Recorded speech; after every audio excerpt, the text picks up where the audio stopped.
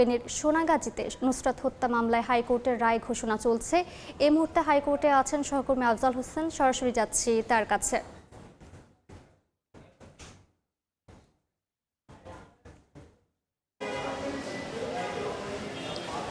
রায় ঘোষণা চলছে। বিচারপতি বিশ্বদেব চক্রবর্তী এবং বিচারপতি এ.কে.এম. রাশেদুজ্জামান রাজার বেঞ্চ রায় ঘোষণা করছেন এবং রায়টি সংক্ষিপ্ত রায় দেবেন এবং হয়তো অল্প সময়ের মধ্যেই আমরা পূর্ণাঙ্গ রায়টি জানতে পারবো। এই মামলায় মোট 16 আসামির মৃত্যুদণ্ড হয়েছিল।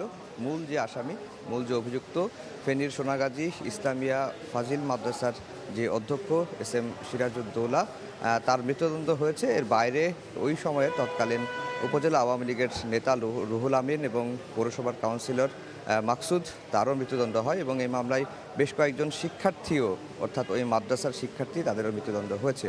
16 আসামির মৃত্যুদণ্ড হয়েছে। 16 আসামির পক্ষে যাদের আইনজীবী ছিলেন তারা তাদের খালাস চেয়েছেন, খালাসের পক্ষে নানা রকম যুক্তি দিয়েছেন। কারণ এই মামলায় মূল তদন্ত করেছে পিবিআই।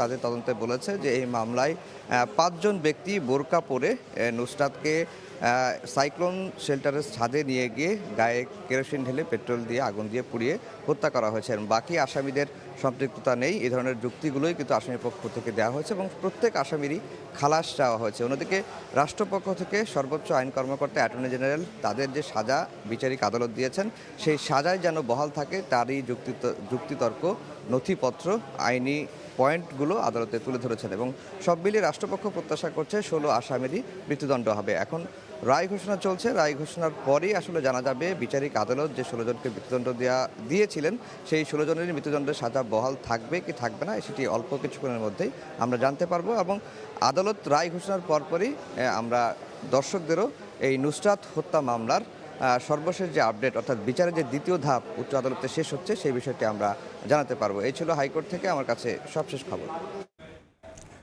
যুক্ত ছিলাম হাইকোর্টে।